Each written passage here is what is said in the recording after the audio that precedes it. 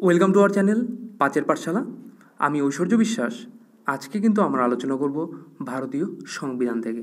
এর আগে দুটো ভিডিওতে আমরা ভারতীয় সংবিধানের উৎস এবং অংশ সম্পর্কে বিস্তারিত জেনেছি।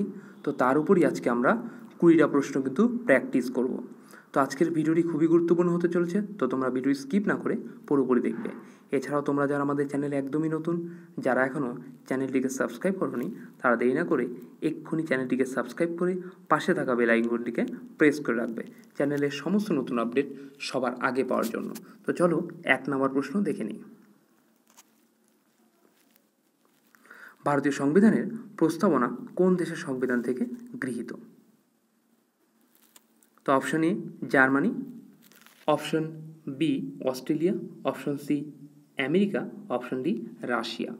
তো অ্যান্সার কিন্তু হয়ে যাবে অপশন সি আমেরিকা থেকে গৃহীত। দেখো এরপর 2 নম্বর প্রশ্ন কী রয়েছে, নিম্নের কোন ধারণাটি আমেরিকা যুক্তরাষ্ট্র থেকে নেওয়া হয়েছে? ধারণার কথা বলা রয়েছে, ঠিক আছে। দেখো অপশন এ আর্থিক জরুরি অবস্থা, অপশন বি যৌথ অধিবেশন, অপশন সি প্রধানমন্ত্রী, নাকি অপশন ডি রাষ্ট্রপতি। তো অ্যান্সার কিন্তু হয়ে যাবে অপশন এ আর্থিক জরুরি অবস্থা। এটা নেওয়া হয়েছে কোথার থেকে? আর্থিক জরুরি অবস্থা নেওয়া হয়েছে আমেরিকা থেকে। এই যে যৌথ অধিবেশনের কথা বলা রয়েছে, এই যৌথ অধিবেশনটা কিন্তু নেওয়া হয়েছে কোথা থেকে বলো তো? নেওয়া হয়েছে অস্ট্রেলিয়া থেকে। এরপরে এই প্রধানমন্ত্রী কনসেপ্ট নেওয়া হয়েছে ব্রিটেন থেকে, এমনকি এই রাষ্ট্রপতিরাও কিন্তু এই ব্রিটেন থেকে নেওয়া হয়েছে, ঠিক আছে। 3 নম্বর প্রশ্ন দেখে নাও, নিম্নলিখিত কোন বিধানটি ভারতীয় সংবিধানের আয়ারল্যান্ডের সংবিধান থেকে ধার করেনি? ঠিক আছে, বলেছি কিন্তু করেনি। কোনটা করেনি?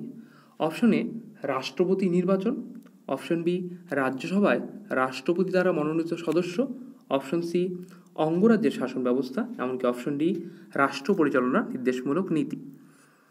তো এই যে রাষ্ট্রপতি নির্বাচন, এটা কিন্তু কোথা থেকে নেওয়া হয়েছে? আয়ারল্যান্ড থেকে নেওয়া হয়েছে, তাহলে এটা নিশ্চয়ই হবে না। এরপর রাজ্যসভায় রাষ্ট্রপতি দ্বারা মনোনীত সদস্য, এটাও কিন্তু আয়ারল্যান্ড থেকে নেওয়া হয়েছে, এটাও হবে না। অঙ্গরাজ্যের শাসন ব্যবস্থা, এটা কিন্তু কোথা থেকে নেওয়া হয়েছে? এটা কিন্তু ইউএসএ থেকে নেওয়া হয়েছে, তার মানে এটা হতে পারে। দেখি পরেরটা কি আছে, রাষ্ট্র পরিচালনা নির্দেশমূলক নীতি, এটাও তাহলে নেওয়া হয়েছে আয়ারল্যান্ড থেকে। তাহলে অ্যান্সার কিন্তু কি হয়ে যাবে? অ্যান্সার হয়ে যাবে অপশন সি অঙ্গরাজ্যের শাসন ব্যবস্থা। দেখো এবার 4 নম্বর প্রশ্ন কি বলেছে, ভারতীয় সংবিধানের রাষ্ট্রপতির ধারণাটি কোন দেশের সংবিধান থেকে গৃহীত? রাষ্ট্রপতি সম্পর্কে কোথায় বলা রয়েছে, তাই তো। Option A America, option B Russia, option C Australia, option D Britain. তো অ্যান্সার কিন্তু হয়ে যাবে অপশন ডি ব্রিটেন থেকে কিন্তু এই রাষ্ট্রপতির ধারণাটা নেওয়া রয়েছে। দেখো পরের প্রশ্ন, নিম্নের কোন ধারণাটি রাশিয়া থেকে নেওয়া হয়েছে?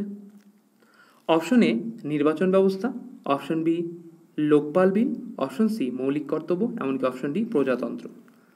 তো এই যে নির্বাচন ব্যবস্থাটা মেইনলি নেওয়া হয়েছে কানাডা থেকে, তাই তো। লোকপাল বিল, এটা কোথা থেকে নেওয়া হয়েছে? এটা নেওয়া হয়েছে সুইডেন থেকে। মৌলিক কর্তব্য, এটা কিন্তু নেওয়া হয়েছে রাশিয়া থেকে, এবং প্রজাতন্ত্রটা এটা হবে ফ্রান্স থেকে। তো এটা সঠিক উত্তর দেখে নিই। সঠিক উত্তর এই যে মৌলিক কর্তব্য, তাই তো। দেখো এরপরে 6 নম্বর প্রশ্ন, ভারতীয় সংবিধানের যুগ্ম তালিকার ধারণাটি কোন দেশের সংবিধান থেকে গৃহীত? যুগ্ম তালিকা, ঠিক আছে। অপশন এ ভারত শাসন আইন 1935, এটা একটা দেশের নাম হতো, যদিও এটা অ্যান্সার না, ঠিক আছে। Option B Australia, option C Russia, option D Germany. তো এটা কিন্তু অ্যান্সার হয়ে যাবে অপশন বি অস্ট্রেলিয়া। দেখো 7 নম্বর প্রশ্ন, নিম্নের আলোচিত ধারণাগুলির মধ্যে কোনটি কানাডা থেকে নেওয়া হয়েছে? এই যে 4টার মধ্যে যে কোনো একটাই তাহলে কিন্তু কানাডা থেকে নেওয়া হয়েছে। দেখো প্রথমটা কি রয়েছে, কেন্দ্র ও রাজ্যের মধ্যে ক্ষমতার বন্টন, অপশন বি প্রজাতন্ত্র, option C public account committee, option D একক নাগরিকত্ব। তো এটা কিন্তু অ্যান্সার হয়ে যাবে অপশন এ কেন্দ্র ও রাজ্যের মধ্যে সম্পর্ক। এটা নেওয়া হয়েছে কোথা থেকে? এটা নেওয়া হয়েছে কানাডা থেকে।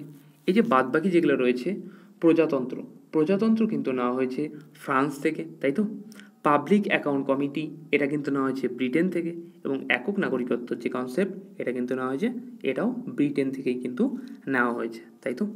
দেখো 8 নম্বর প্রশ্ন কি আছে, ভারতীয় সংবিধানে ন্যায় বিচার কোন দেশের সংবিধান থেকে গৃহীত? Option A America, option B Soviet Russia, option C Britain, option D Ukraine. তো অ্যান্সার হয়ে যাবে অপশন বি সোভিয়েত রাশিয়া, অর্থাৎ ইউএসএসআরও বলা যায়, তাই না? দেখো 9 নম্বর প্রশ্ন কি আছে, নিম্নের কোন ধারণাটি জাপান থেকে নেওয়া হয়েছে? অপশন এ রাজস্ব ব্যবস্থা, অপশন বি শক্তিশালী নিম্নকক্ষ, অপশন সি লোকপাল বিল, অপশন ডি আইন দ্বারা পদ্ধতি প্রতিষ্ঠা। তো দেখো রাজস্ব ব্যবস্থা কিন্তু মেইনলি ইউএসএ থেকে নেওয়া হয়েছে। এরপর শক্তিশালী নিম্নকক্ষ, এটা নেওয়া হয়েছে কোথা থেকে? ব্রিটেন থেকে। লোকপাল বিল, এটা কোথা থেকে নেওয়া হয়েছে? সুইডেন থেকে নেওয়া হয়েছে। এমনকি আইন দ্বারা পদ্ধতি প্রতিষ্ঠা, এটা কিন্তু হয়ে যাবে কোথা থেকে? এটা নেওয়া হয়েছে একমাত্র জাপান থেকে। দেখে নিই অ্যান্সারটা। দেখো অ্যান্সার কিন্তু আইন দ্বারা পদ্ধতি প্রতিষ্ঠাই হবে, তাই তো?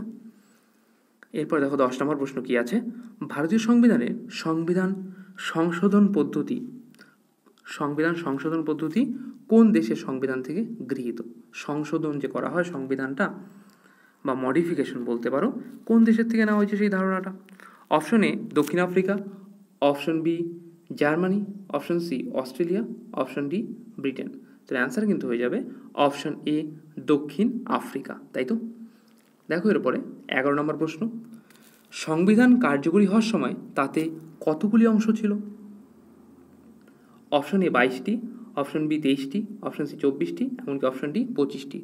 তো আমরা জানি ভারতীয় সংবিধান কার্যকরী হয়েছিল 26শে জানুয়ারি 1950 সালে, আর গৃহীত হয়েছিল 26শে নভেম্বর 1949 সালে, তাই তো? তো যখন সংবিধান কার্যকরী হয়েছিল তাতে কিন্তু 22টি মাত্র অংশ সেই সময়টাতে ছিল, তাই তো? তো অ্যান্সার কিন্তু হয়ে যাবে অপশন এ 22টি। দেখো 12 নম্বর প্রশ্ন কি রয়েছে, মৌলিক কর্তব্যকে ভারতীয় সংবিধানের কততম সংবিধান সংশোধনী দ্বারা যুক্ত করা হয়েছে? সংবিধান সংশোধনী কথা কিন্তু বলা রয়েছে।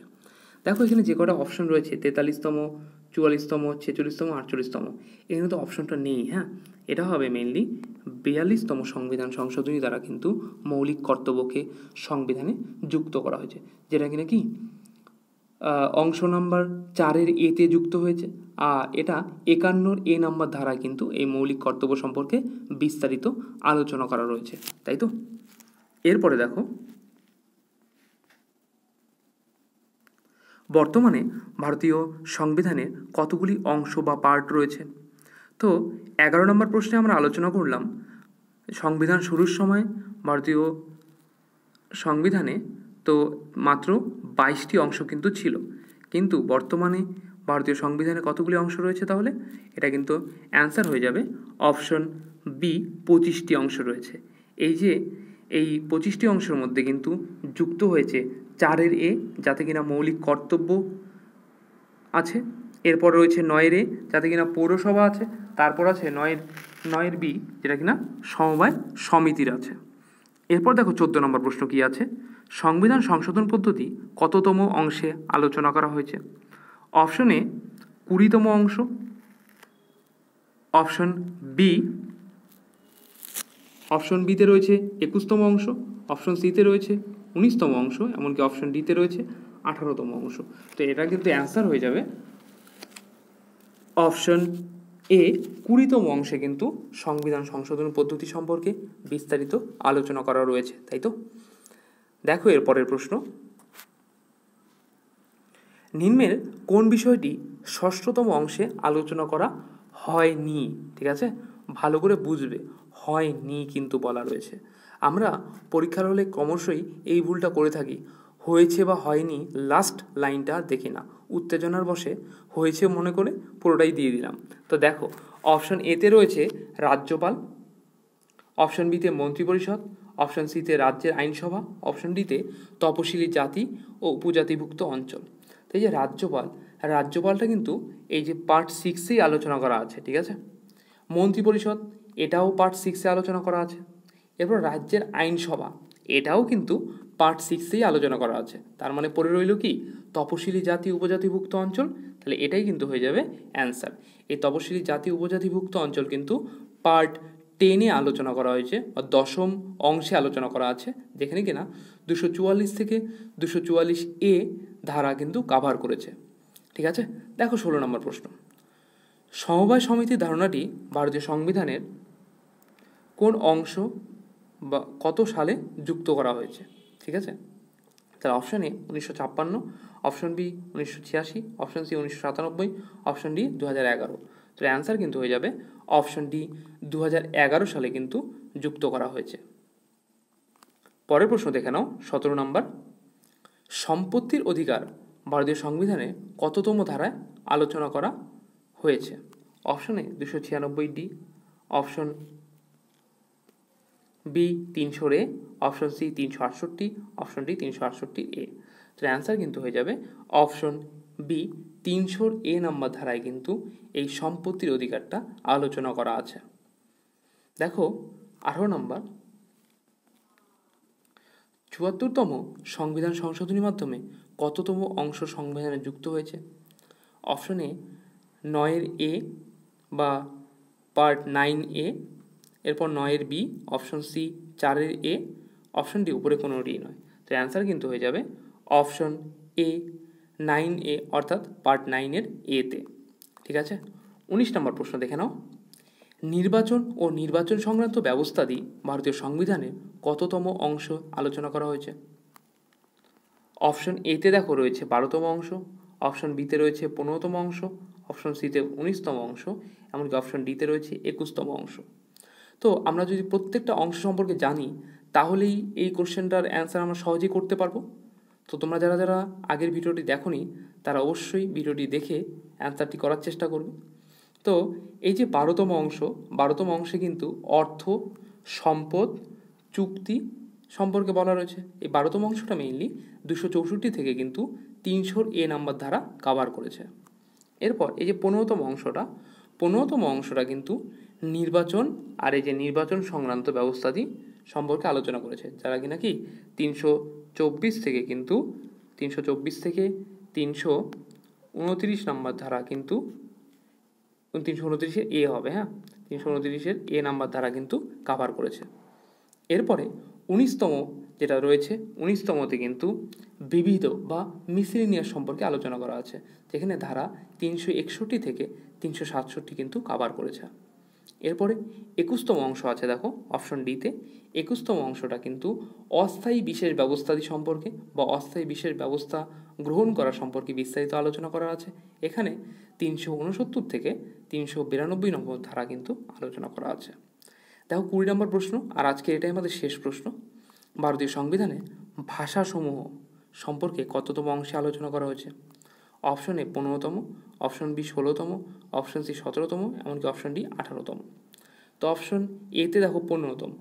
15তমতে বলা রয়েছে বা 15তম অংশে আলোচনা করা আছে নির্বাচন আর নির্বাচন সংক্রান্ত ধারা নিয়ে, তাই তো। 16তমতে আলোচনা করা আছে তপশিলি জাতি, উপজাতি, তারপরে এর মধ্যে রয়েছে ইঙ্গ ভারতীয়দের জন্য বিশেষ ব্যবস্থা, এইসব সম্পর্কে বলা রয়েছে। এই যে 17তমতে কিন্তু আলোচনা করা আছে সরকারি ভাষাসমূহ, তাই তো। 18তমতে বলা রয়েছে যে জরুরি অবস্থা সংক্রান্ত ব্যবস্থা বা জরুরি অবস্থার সময় কী কী ব্যবস্থা নেওয়া হয় এই সম্পর্কে কিন্তু 18তমতে বলা রয়েছে। ঠিক আছে, তো এটা অ্যান্সারটা দেখে নাও তাহলে। 17তম অ্যান্সার হয়ে গেল অপশন সি। তো আজকে তাহলে এই পর্যন্তই। ভিডিওটি কেমন লাগলো অবশ্যই কমেন্টসে জানাবে। কোনো প্রশ্ন যদি বুঝতে অসুবিধা হয় বা কোনো প্রশ্ন সম্পর্কে কোনো রকম জিজ্ঞাসা থাকে তাও কমেন্টসে জানাবে, আমরা অবশ্যই তা সলভ করে দেবো। ভিডিওটি ভালো লাগলে লাইক করবে, শেয়ার করবে এবং যাদের প্রয়োজন তাদের কাছে নিজ দায়িত্বে পৌঁছে দেবে। ভিডিও শেষ পর্যন্ত দেখার জন্য ধন্যবাদ। দেখা হচ্ছে আগামী নতুন কোনো ভিডিওতে।